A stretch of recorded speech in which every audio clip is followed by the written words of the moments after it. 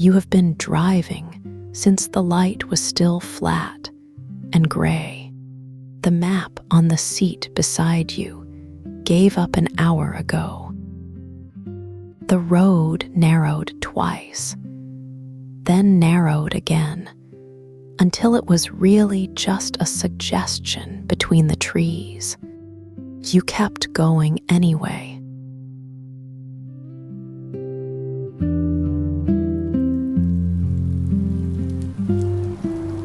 The rain started somewhere past the second narrowing, soft at first, then steady enough to blur the edges of the headlights.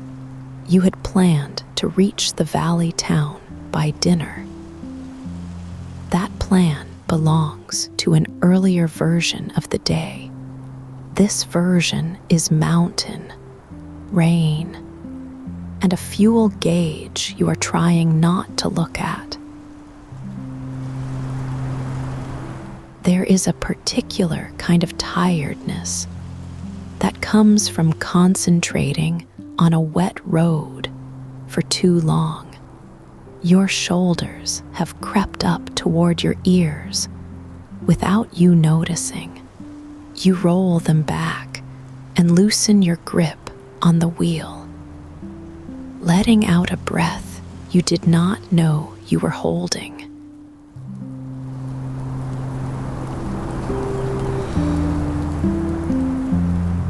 The wipers keep their rhythm, patient, and a little tired themselves. Somewhere below the tree line, you think you can hear water moving over stone, though the engine makes it hard to be sure. You had chosen this route because a stranger on a forum swore it was faster, and you are beginning to suspect they were wrong, or simply unbothered by rain. Either way, there is nothing to do now but keep the wheels on the gravel and trust the road goes somewhere.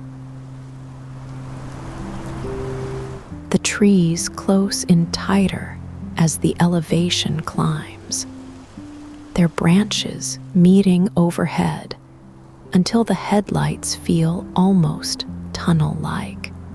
You lower your speed without deciding to.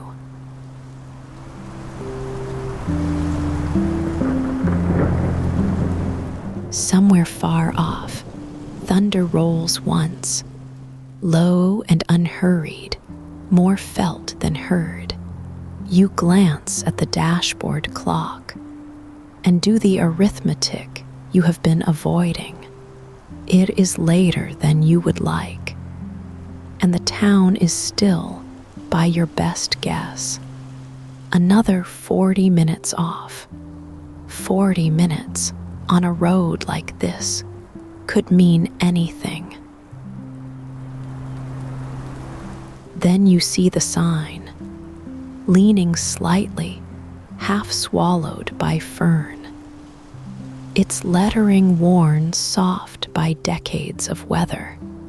The Hollowpine Inn, it reads. An arrow pointing up a narrow spur you had not noticed until the headlights caught it. You have never heard of the Hollowpine, and nothing about it appeared on any map you checked before leaving. But the rain is heavier now, and the thought of a warm room close by is suddenly the only thought that matters. You turn onto the spur.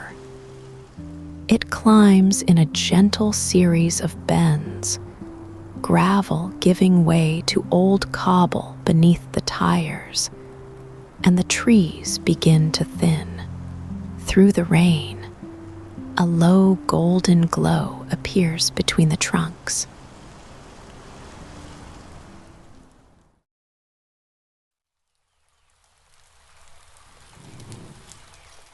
The inn appears the way good surprises tend to. All at once, and better than expected. It is built low and long into the mountainside, timber and stone, with a deep porch roof sheltering the whole front of the building. Every window is lit, and a thin ribbon of smoke rises from the chimney into the dark. You pull the car beneath the porch and turn off the engine. For the first time all evening, there is no engine at all, only rain against the glass. There is a particular relief in arriving somewhere, even somewhere you did not plan to arrive, and you feel your shoulders drop again, further this time.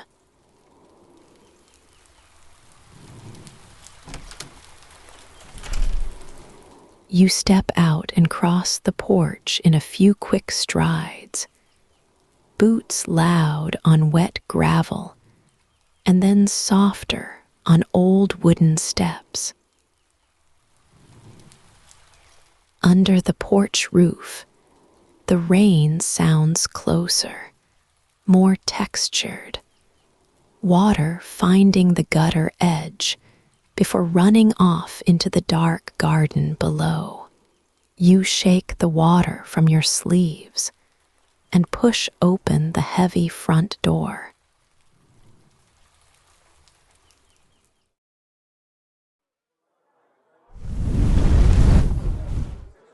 Warmth meets you first, then light, then the low hum of a room that has been quietly alive all evening without you. A fire burns along the far wall, tall enough to reach the mantel, and a handful of lamps throw soft pools of amber across worn floorboards and deep chairs. An older man looks up from a short desk near the stairs, a cloth still in his hand from wiping a glass. He smiles, as though your arrival is neither surprising nor unusual. "Rough night to be on that road," he says.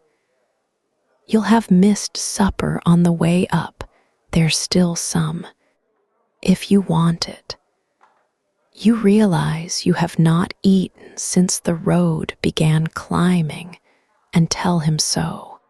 He simply nods, as though you have answered a question he already knew the answer to, and disappears toward the kitchen.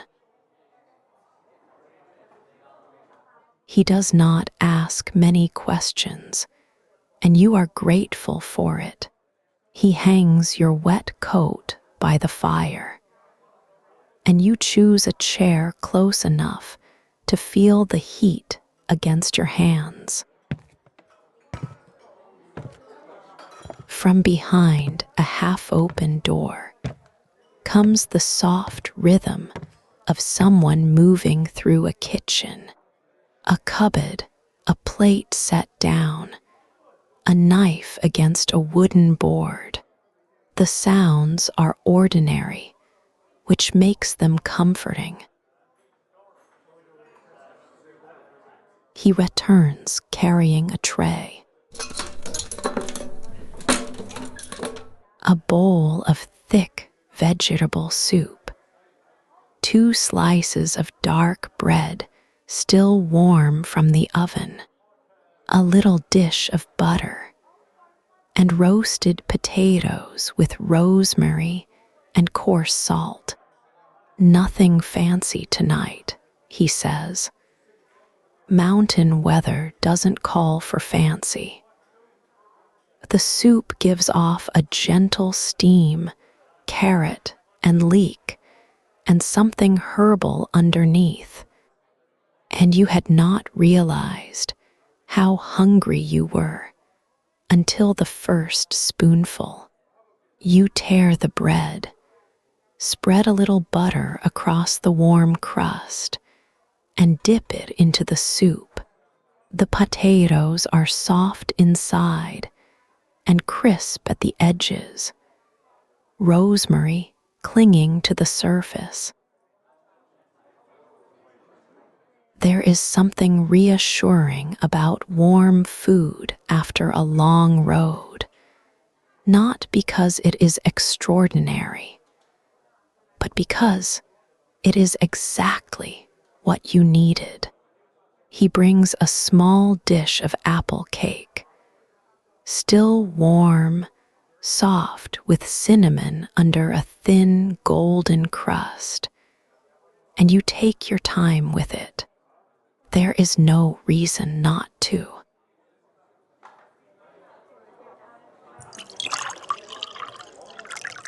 When the plates are cleared, he brings a small pot of tea and pours a cup, steam lifting into the lamplight. You wrap both hands around it and feel the warmth spread into your palms.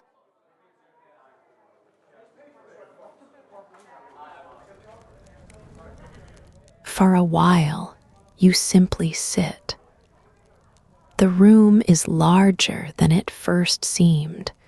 A shelf of books near the window, a rack of umbrellas by the door, an old painting of the mountain under snow, and a wall of photographs. In one of them, the inn looks almost exactly as it does now. Only the trees around it seem younger. You notice a guest book on the small table beneath the photographs. Its cover a soft, worn green. You draw it toward you and open it. The pages are thick and slightly yellowed, filled with names in different hands. Some neat, some hurried, some faded almost to nothing. One traveler wrote that the rain never stopped that night, and that it was the best sleep they'd had in years. Another mentioned arriving after midnight, grateful the lamp had been left burning. A family stayed 3 extra nights, snowed in just before Christmas. Someone else, it seemed, had returned every winter for over a decade. You realize that everyone who wrote here must once have sat exactly where you are sitting now, listening to their own version of this same rain. It is a strangely comforting thought. You turn to the newest page. It is blank, and set the book back down, thinking you might write in it yourself before you leave. The innkeeper dims one lamp, then another, and the common room grows quieter around you. He crosses over and sets an old brass key into your palm, still warm from his hand. "Your room is ready," he says. "Best one in the house on a night like this." You follow him upstairs. The stairs creak in the way old wood creaks. Not alarming, just honest about its age. And your hand trails along a banister, worn smooth by years of other hands doing the same. At the top, the hallway is dim and warm. A faded runner underfoot and brass numbers on every door. At the far end, he stops, points you toward the wood basket by the hearth, and says good night before heading back down.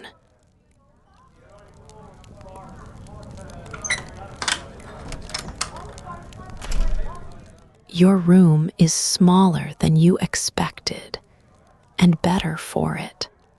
A low bed sits beneath a sloped ceiling.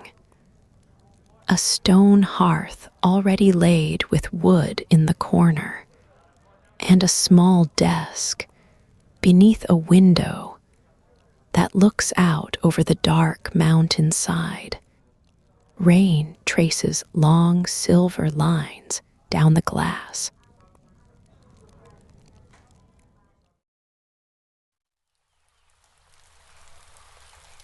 You cross the room and crouch by the hearth. The match catches, the kindling glows, and after a moment, the fire settles into its own quiet rhythm. You add one more piece of wood and listen to it shift into place. You sit in the chair by the window, the last of your tea long finished, but the warmth of the evening still with you.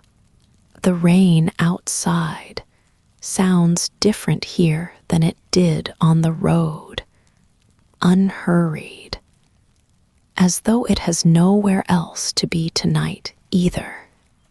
On the desk sits a small plate the innkeeper must have left without mentioning. A few slices of pear, a piece of the apple cake, and 2 sugar-dusted biscuits. You eat one slowly, watching the rain.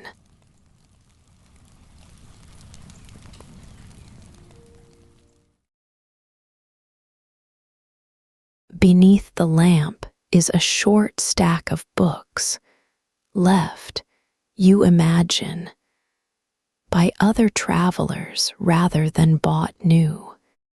You choose one of mountain photographs and turn through it without any real hurry. The inn in winter, in summer, under a garden you can barely see through tonight's rain. Guests gathered under the porch with cups of tea, someone carrying bread from the kitchen. The place has clearly been many things to many people over the years.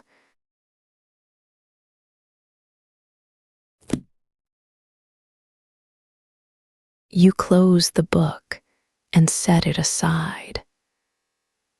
The fire pops once, sending a small brightness up before settling back down, and you smile without quite meaning to.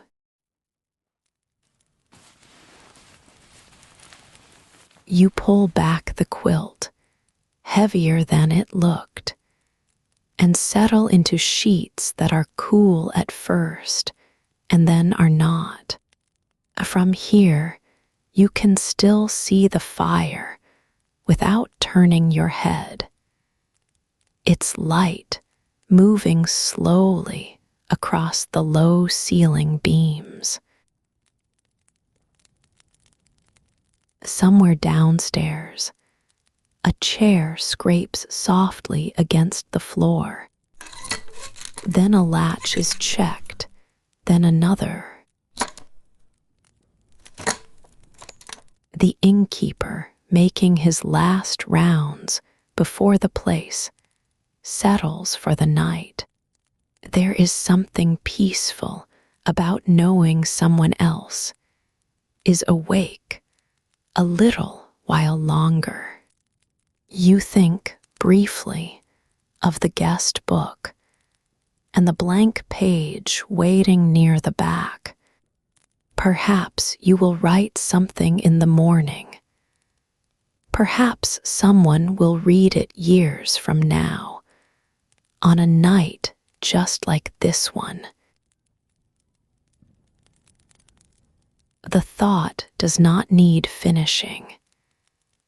It simply sits there, comfortable, the way most thoughts do in a room this warm. Your eyes have grown heavy, without much effort on your part. The fire is burning low, and the rain has not changed its pace in a long while. Somewhere far off, thunder rolls once more, softer now, already halfway to somewhere else. You are warm and dry, and exactly where you need to be, on a night when you had planned to be somewhere else entirely. The last thing you are aware of is the rain against the glass and the low glow of the fire on the ceiling and the particular stillness of a room built into the side of a mountain.